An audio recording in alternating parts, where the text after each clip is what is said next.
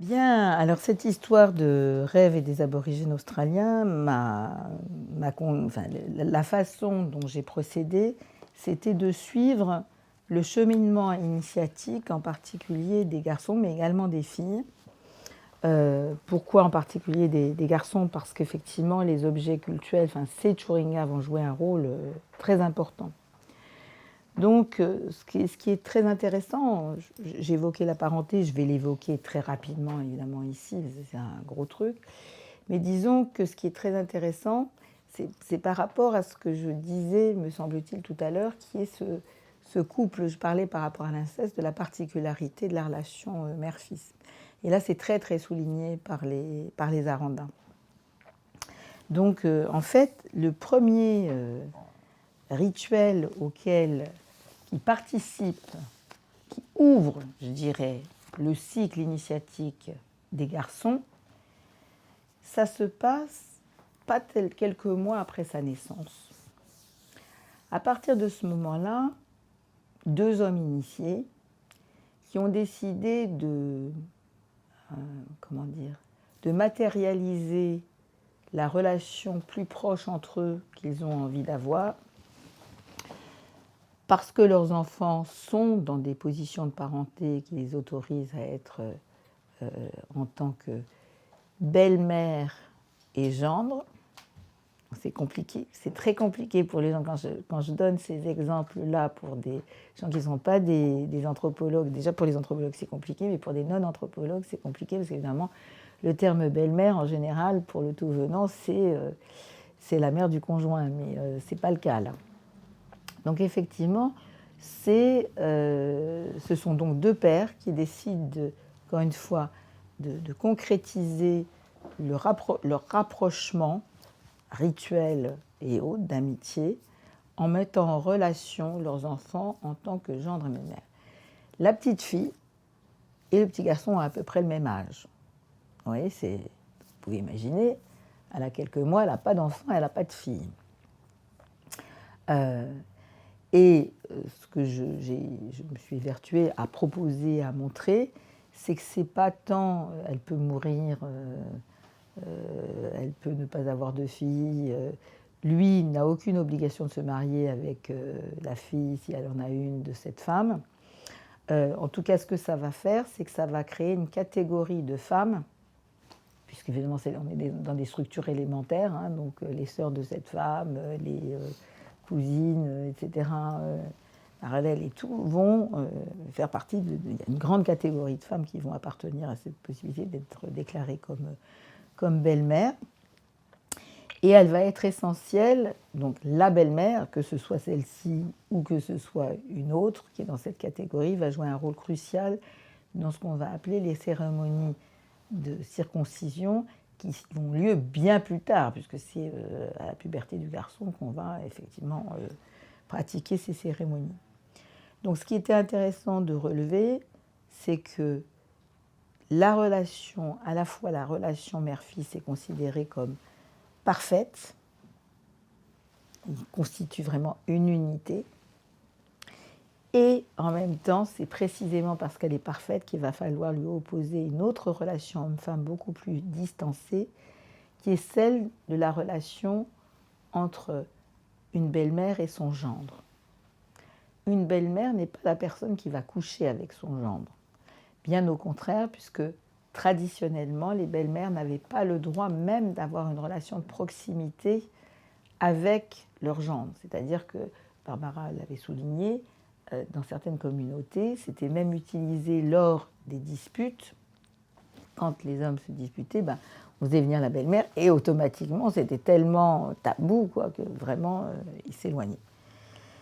Et donc, on appose absolument l'inverse, c'est-à-dire que l'enfant, le garçon qui a été englobé dans le corps de sa mère, que l'accouchement a permis d'opérer une première séparation, mais risque effectivement que la mère puisse se réapproprier le corps de son enfant pour créer sa petite micro-société, devenir une machine, ce que j'appelle une machine auto-fécondante, qui est vraiment la figure pour moi de l'inceste même, c'est-à-dire hors société.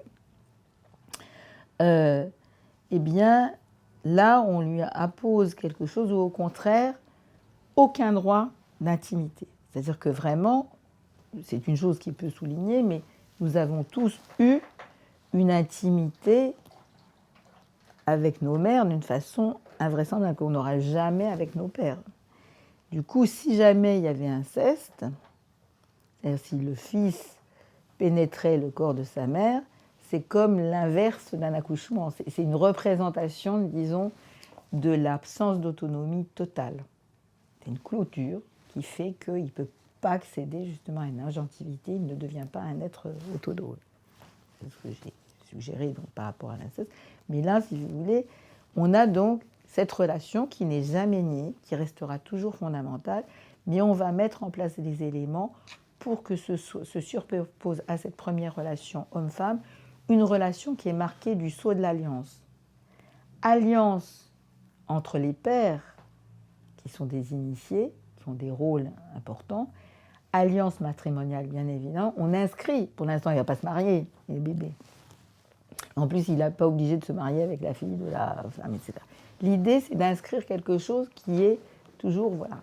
Et donc, le rituel est intéressant à considérer parce que, si vous voulez, quand les aborigènes voyageaient se retrouvaient pour des rassemblements très importants, les femmes, il y avait le campement des femmes était là, au centre, le campement des hommes était autour, et donc là, ça va se passer, le premier rituel va se passer, c'est décidé par des hommes, mais c'est effectué par des femmes, en présence des femmes, dans le campement des femmes, où il y a des enfants qui sont non circoncis, qui n'ont pas encore subi les premiers prémices, disons, de leur ce que j'appelle leur initiation physique. Et donc, elles vont, chacune prend l'enfant de l'autre dans ses bras, va recouvrir son corps de graisse d'émeu et d'ocre rouge, bon ça c'est classique dans les gestes rituels, et on va couper une boucle de cheveux sur la tête de la fille et l'offrir au petit garçon. Et ça, c'est en fait le geste qui ouvre le fait que quand il sera plus grand, il devra donner à sa ou ses belles-mères ses cheveux. C'est plutôt, donc c'est sur la tête de la fille, on prélève une boucle de cheveux qui est offerte au petit garçon. Et effectivement, la belle-mère va offrir ses cheveux à son gendre, en sorte qu'il puisse tresser des ceintures de cheveux dont il se servira quand il voudra avoir des relations privilégiées avec certains hommes. Donc pour tisser son réseau relationnel, encore une fois, on est dans des structures élémentaires de parenté, donc tout le monde est parent, mais on doit choisir, chacun doit choisir les gens avec qui il veut être intime. Et donc, effectivement, le fait de vouloir avoir des relations d'alliance, mais aussi, quand on a des relations d'alliance, on peut avoir des relations rituelles avec les personnes, etc., se marque par des échanges de ceintures de cheveux. Donc, d'une certaine façon, on peut dire que la mère façonne physiquement le corps de son enfant en l'ayant à l'intérieur d'elle, mais la belle-mère donne les moyens au fils de fonder son propre réseau relationnel. Donc elle l'inscrit vraiment dans une identité sociale. Voilà, on a mis en place cette relation belle-mère-gendre qui donc, va s'apposer à la relation mère-enfant, donc inscrivant par là l'alliance matrimoniale. C'est-à-dire que le destin d'un garçon n'est pas de continuer à vivre dans le giron maternel, mais d'avoir une femme, et une femme beaucoup plus jeune que lui. Vous imaginez bien que quand même, cette représentation d'un gendre et d'une belle-mère du même âge veut dire que la femme a vraiment une grande différence d'âge, même si les femmes pouvaient avoir des enfants beaucoup plus tôt que c'est le cas maintenant. Je suis désolée. Donc, on a ce premier rite d'assignation d'une belle-mère à un gendre potentiel. J'appelle ça un rite d'assignation gendre potentiel, belle-mère potentielle, puisque ce n'est pas nécessairement la vraie belle-mère. Et donc, on a vu effectivement ce rôle. La mère façonne le corps de l'enfant dans son ventre et la belle-mère, elle, va fournir les moyens au garçon de sortir de cette relation pour développer son propre réseau relationnel. Ensuite, une fois que le garçon sera un peu plus grand et qu'il y aura un groupe d'enfants, disons entre 8 et 10 ans, on va les réunir ensemble et on va pratiquer ce qu'on appelle le lancement vers le ciel. Alors, ça va consister à aller, donc là on a parlé, le premier rite se fait dans le centre du campement qui est le centre féminin, et là ça va se faire en bordure extérieure du campement, mais juste à proximité. Et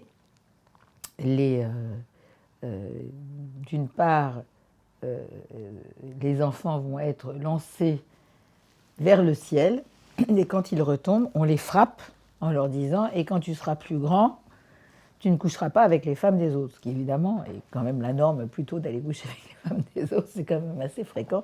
Mais l'idée, c'est quand même toujours d'inscrire le fait qu'il ira avec des femmes, d'autres femmes que les siennes. Et on va lui apposer ses beaux-frères, la catégorie des beaux-frères, vont lui apposer des dessins sur le dos, chacun des enfants qui ont subi ce rite collectif, qui est fait collectivement.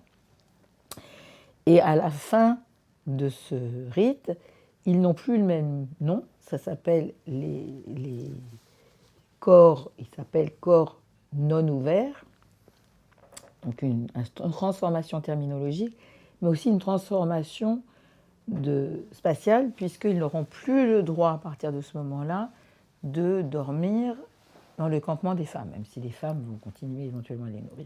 Ils doivent vivre ensemble, entre garçons, et pratiquer la chasse aux petits animaux. Enfin, ils commencent à participer à la chasse, et c'est eux-mêmes qui se nourrissent.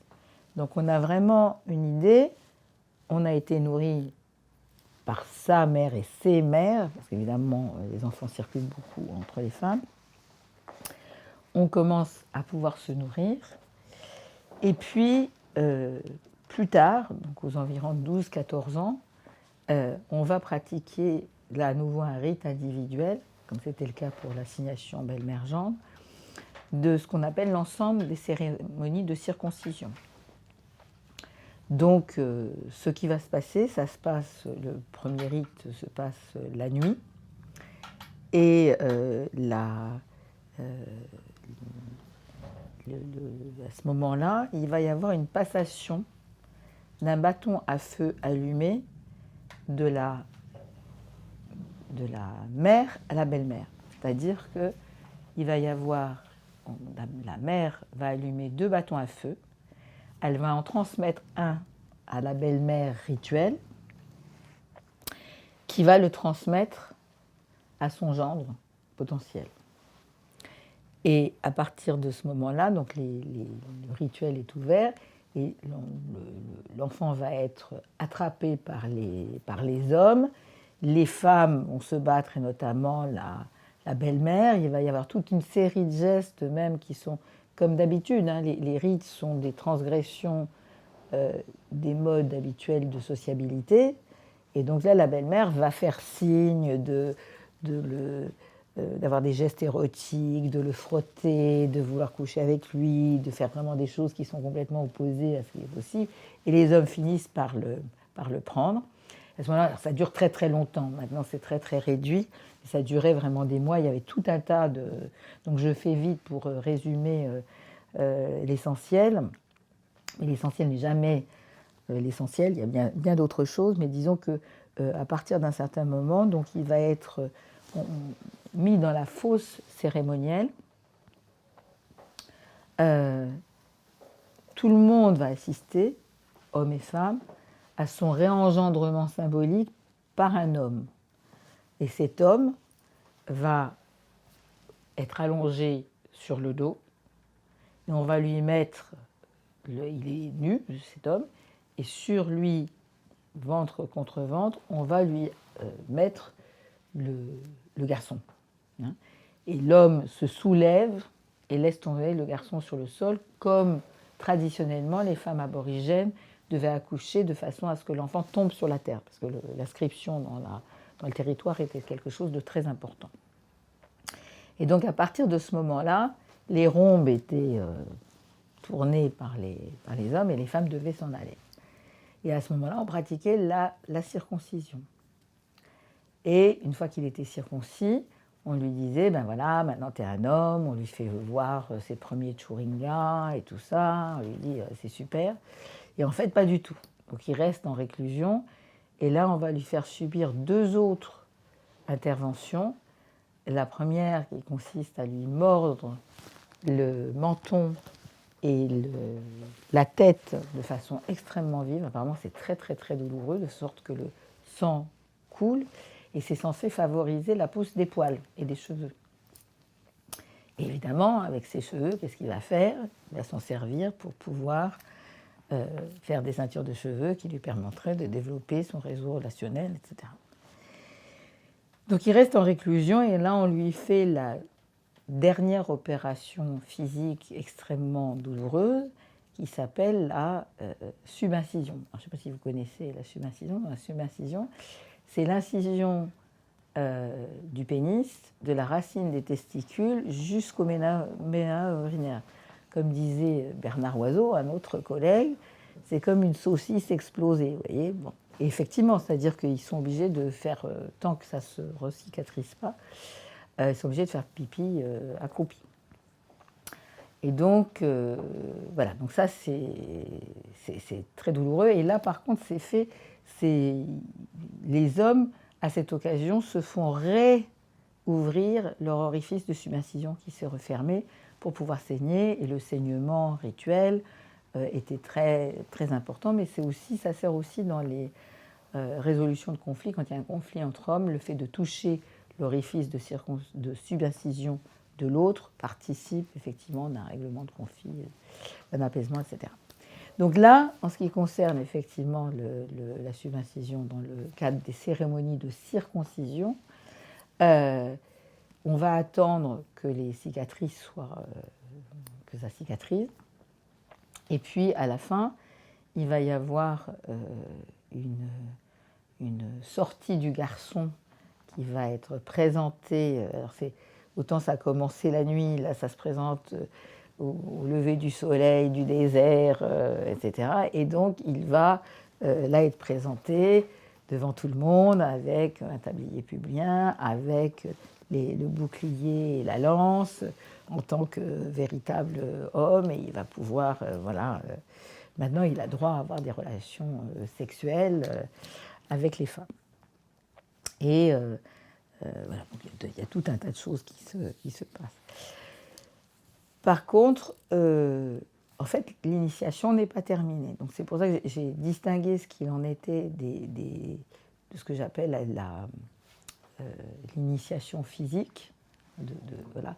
Là, il a eu son prépuce a été retiré, sa verge a été ouverte, qui est une façon de représenter aussi l'ouverture du sexe à sa fonction reproductrice, puisque effectivement, on va avoir un équivalent du côté de la fille, on va pratiquer une lacération intravaginale et ça veut dire vraiment ouvrir le sexe. Dans les 2 cas, c'est le même terme.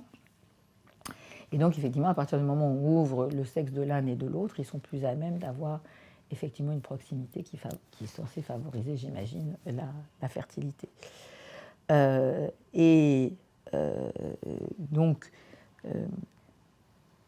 on va voir que ce que j'appelle initiation rituelle à proprement parler, ça renvoie à des étapes collectives. De la même façon qu'on a vu que le lancement vers le ciel, c'est collectif, on va avoir maintenant l'interposition d'une étape initiatique qui va pouvoir se répéter plusieurs fois, qui s'appelle l'initiation empreinte du feu. Si je traduis Imkura, ça veut dire empreinte du feu. Et là, il va y avoir différentes épreuves du feu. La première épreuve du feu va consister en plein été austral, à faire un feu, un immense feu, sur lequel on va mettre des branchages verts, donc ils fument énormément, et on va mettre les garçons dessus. Ils doivent rester quelques minutes. Et apparemment, Spencer et Ghislaine ont essayé. Ils ont dit que c'était, enfin, qu'eux, ils n'avaient pas pu tenir quelques secondes, hein, que c'était très douloureux.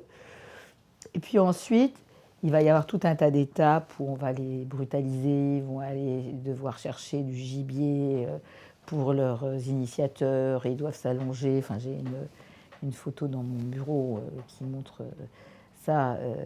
Donc, il y a une autre étape avec du feu, c'est les femmes vont leur lancer des brandons sur la tête, et c'est également apparemment très douloureux. Voilà, cette épreuve-là, c'est une épreuve collective que moi j'ai associée avec, parce qu'à ce moment-là, il y avait des relations sexuelles qui étaient faites avec des femmes qui n'étaient pas les femmes, les conjointes, mais avec des femmes qui étaient accompagnées. Donc il y a des échanges cérémoniels de femmes. Et je l'ai associé avec un rite de fertilité proprement humain, distinct des rites de fertilité qui concernent la fertilité totémique, donc animale ou végétale. Et donc à la suite de ça, donc parfois on fait plusieurs fois cette chose, enfin, à la suite, pendant qu'ils sont la dernière étape de ces cérémonies empreintes du feu va être marquée par qu'un grand leader rituel, pendant toute une nuit, alors qu'ils sont allongés les uns à côté des autres, les novices, il va manier un churinga, un objet qui s'appelle embarkerka, peu importe, c'est comme ça, on pourrait traduire par poche fétale. Donc pareil, 2 churingas ensemble qui sont reliés l'un à l'autre, et donc sur lequel il y a du duvet.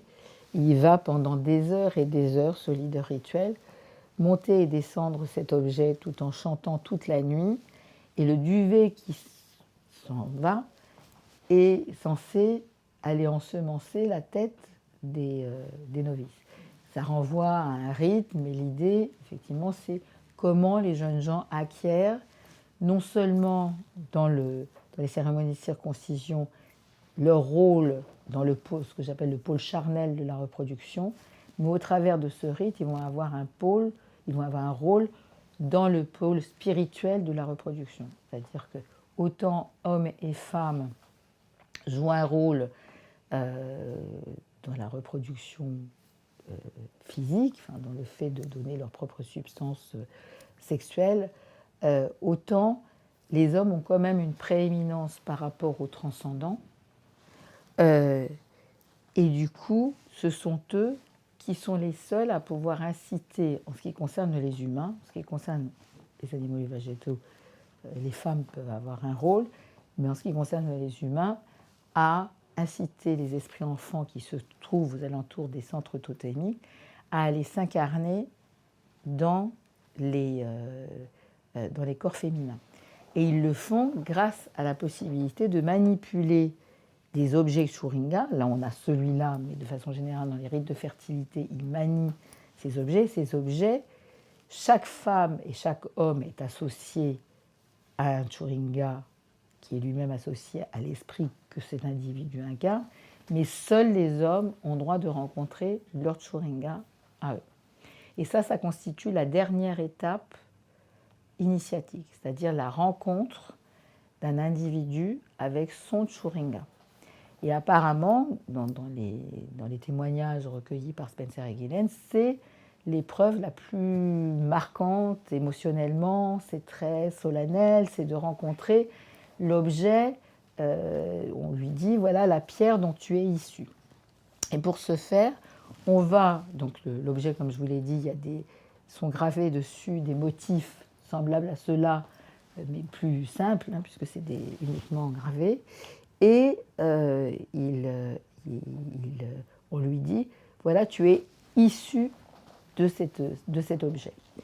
Donc, d'une certaine façon, et on va lui graver sur le front les éléments qui sont gravés sur son chewing-gum, on va lui arracher les ongles des pouces en lui disant que ça assouplit ses mains de façon à ce que lui-même va pouvoir fabriquer des objets chewing-gum.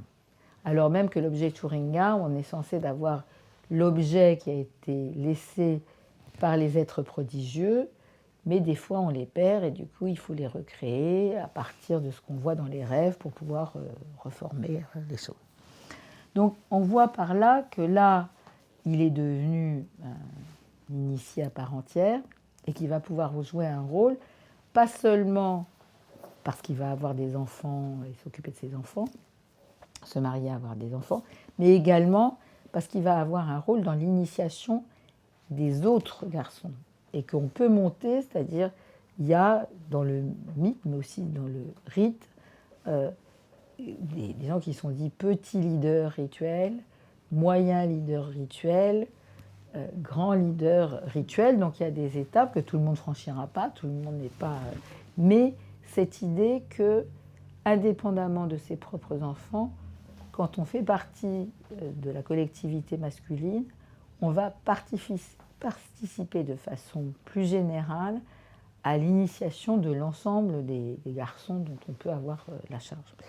Et ça, ce sont des choses très importantes. Ce que je n'ai pas dit aussi, c'est qu'à la fin des rites, des cérémonies de circoncision, la mère allait remercier sa belle-mère en lui offrant, en lui faisant une offrande de graines. Donc il y a cette reconnaissance que c'est sa belle-mère qui a permis à son fils de s'éloigner d'elle. Et là, c'est à ce moment-là qu'on jetait les 2 bâtons à feu qui devaient rester allumés tant que le garçon n'était pas séparé de sa... Enfin, les cérémonies de circoncision n'étaient pas terminées. Il ne fallait absolument pas que les 2 bâtons à feu qui avaient été allumés par la mère, l'une qui était conservée par la mère, l'autre par le garçon, s'éteignent, sinon l'un des 2 risquait de mourir. Par ailleurs, la mère n'avait pas le droit ni d'avoir de relations sexuelles, ni de manger des aliments gras, parce que ça aurait empêché les blessures de circoncision et de circoncision de se faire, et le garçon aurait été un mauvais homme, avec pas de morale, etc. Donc ce qui était souligné tout le long, jusqu'à ce que le garçon sorte de sa réclusion, c'est le lien d'un fils avec sa mère, que le garçon va continuer à respecter, puisque, effectivement, dans des moments importants, quand il se coupe les cheveux, quand il fait un certain nombre de choses, il va se tourner vers le campement, le lieu, pas le campement, mais le lieu d'où est issu l'esprit enfant de sa mère. Donc, voilà.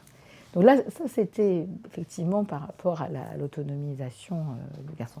Mais on voit qu'il y a une autre étape, qui a un niveau supérieur concernant ce que j'ai appelé beaucoup plus tard, il y a quelques années, la transmission d'une responsabilité relationnelle, c'est-à-dire de ne pas faire pour soi. Et aussi cette idée, donc une chose que j'ai distinguée dans les fonctions de ce qu'on appelle le parenthood, maintenant on parle de parentalité, c'est-à-dire qu'il y a une fonction nourricière, ce que j'ai appelé la fonction filiative, qui est la fonction de transmettre à ses enfants les liens de parenté qu'on a soi-même, en sorte que l'enfant ait une identité socioculturelle. La fonction nourricière, dans toutes les sociétés, et j'y reviendrai, la fonction nourricière des parents est transitoire. Ce n'est pas quelque chose qui doit continuer, et généralement c'est plus ou moins tôt en fonction des sociétés. Mais par contre, évidemment, la fonction filiative, elle est présente, c'est une dépendance d'un tout autre ordre, et pas du tout pareil.